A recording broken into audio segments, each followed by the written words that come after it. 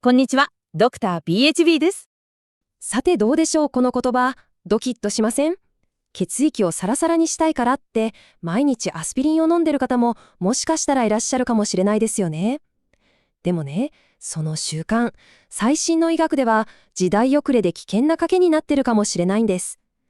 今日は、かつて万能薬とまで言われたアスピリンの本当のところ、そして皆さんの血液検査の結果に隠された大事なサインについてじっくりお話ししていきます。まずですね、絶対に知っておいてほしい大前提があるんです。それは、予防には実は2種類あるっていうことなんですね。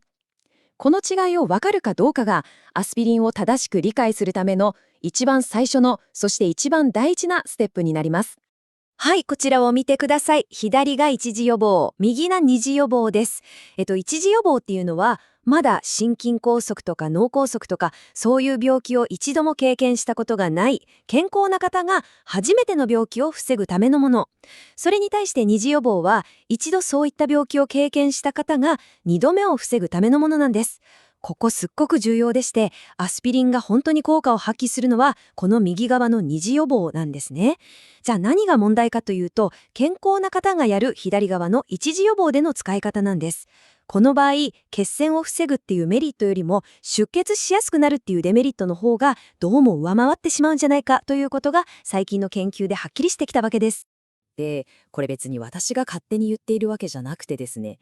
世界の心臓病の治療方針を決めているアメリカの心臓病学会、ACC/AHA って言うんですけど、ここのガイドラインが2019年にガラッと変わったんです。きっかけはアスプリー試験っていうすごく大規模な研究で、健康な高齢者の方がアスピリンを飲んでも心臓病を防ぐ効果よりもむしろ出血のリスクがぐっと上がっちゃうよということが分かってしまったんですね。なので今の新しいガイドラインって実はものすごく厳しくなってるんです。まず70歳以上の方、それから年齢は関係なく出血しやすい方、こういう方はもう原則使わないでくださいと。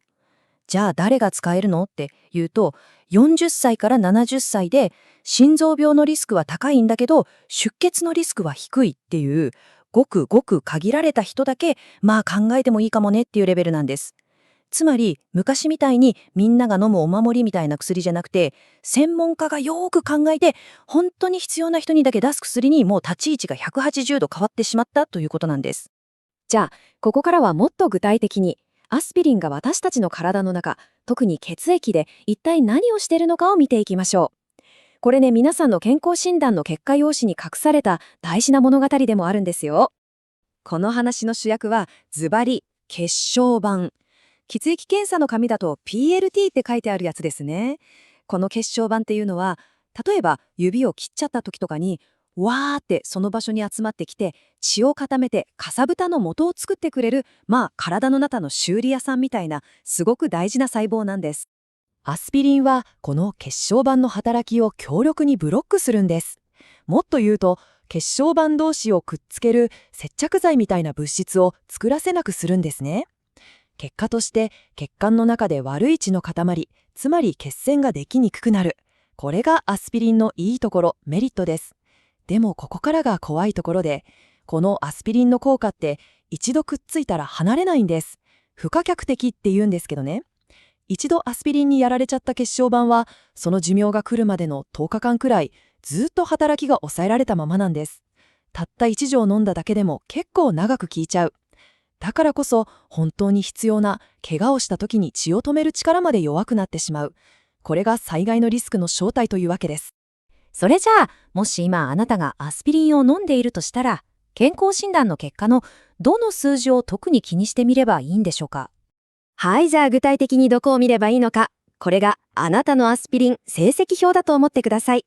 見るべきはこの3つです。まず、おなじみのヘモグロビン、HB ですね。貧血の指標です。アスピリンのせいで自分でも気づかないくらいじわーっと胃腸から出血が続くと、この数値がだんだん下がってくるんです。次に BUN、尿素窒素。これ腎臓の数値って思われがちなんですけど、実は消化管で出血があると、その血液が腸で分解吸収されて、この BUN が上がることがあるんですね。まさに隠れた出血のサインなんです。そして最後、出血時間。これはもうそのままですね。血が止まるまでの時間。アスピリンを飲んでいれば、これは間違いなく長くなります。この3つ、もしアスピリンを飲んでいるなら、必ず主治医の先生と一緒にチェックするようにしてくださいね。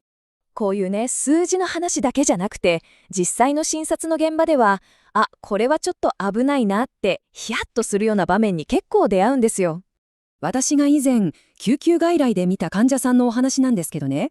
その方は健康にいいからってご自身で判断してアスピリンを飲んでたんですね。で、ある日、いつものように鼻を噛んだら鼻血が出たと、普通ならすぐ止まりますよね。ところが何時間経っても全然止まらないって真っ青になって駆け込んできたんです。これこそアスピリンで血を止める力が弱りすぎていた典型的な例です。他にもちょっと机にぶつけただけなのにびっくりするくらい大きな青あざができちゃうなんて方もいらっしゃいます。じゃあどうすればいいのか。薬に頼る前にもっと安全で私たち自身にできることって実はたくさんあるんです。リスクを冒さずに血液サラサラを目指すもっと賢い方法についてお話しします。じゃあ、薬の前にできることって何か。基本はもうこの4つです。まずはとにかくお水をしっかり飲むこと。水分補給ですね。血液がドロドロになるのを防ぐ基本中の基本です。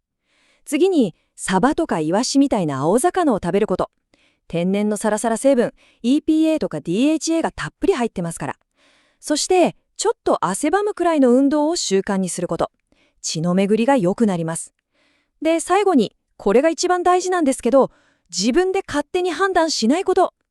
どんな薬でもそうですけど、飲み始める前には、必ず、私たち専門家、お医者さんに相談して、あなたにとって本当に必要かどうかを一緒に考えてください。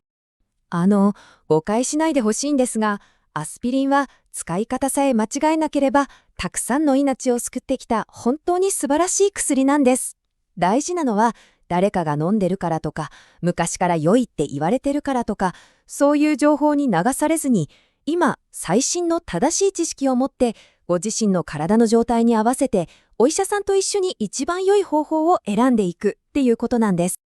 ぜひ、この言葉を覚えておいてください。今日が人生で一番若い日。今の選択があなたの未来の健康寿命を左右します。ご視聴いただきありがとうございました。今後も予防医学に重点を置いた動画を発信していきたいと思いますので、チャンネル登録よろしくお願いいたします。データの裏を理解すれば健康管理はね、楽しくなりますね。専門医と一緒にはあなたの管理能力を上げていきましょう。チャンネル登録をして次の動画を待ってくださいね。よろしければリンクから別の動画をご覧ください。